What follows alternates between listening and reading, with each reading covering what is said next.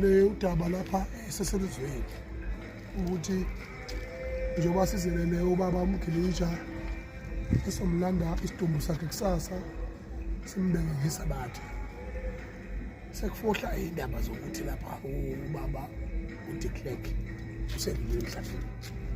Upresident lona usemlandweni omkhulu kakhulu ukucindezela lokho bethu. Lo president lona uyena owanikeza ikhi uMandela ukuthi abe ngupresident oqala omnyama eNingizimu Afrika. Ngakho ke bakwethu siyazolana nomndeni kakhulu wakwaDe Klerk nawo wonke amabhunu akubo ukuba kwehle isehlo esingehliyo silithuthe emndenini. Kodwa ke siqinisayo njengopresident wababhinca ngikhalela omunye upresident osedlulile emhlabeni sihlonipha lokho.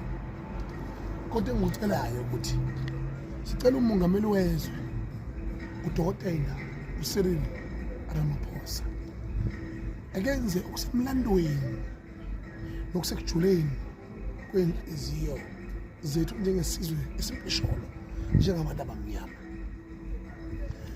Amhloniphe ukuthi lo mongameli usedlulile emhlabeni kodwa ungumongameli wobandlululo, kodwa angalokuthi amnikeze into we-state fundamental. Siyacela asinankinga nabelungu, asinankinga namabhunu, asinankinga nabantu, kodwa lathi njengabantu abamnyama simhlonipha njengomuntu okuyophathisa. Kodwa le nto ebizwa kuthiwa i-state funeral uma ngabe ihambisana nomthethosisekelo wezwe angendlela yokuthi lo muntu wacindezela abantu abamnyama ephethe ngaleso sikhathi izwe lakhululwa abantu abamnyama likhululwanga ukugoma ngakuphondo, yena wagoba uphondo ngoba abantu abamnyama bebonakalisa amandla abo okungoyili Mandela ababekhona ngaleso sikhathi benwa Robert Sobukwe, abantu ababelwa omntwana kwaphinda ngene, abantu ababelwa obaba uChris Hani, abantu ababelwa.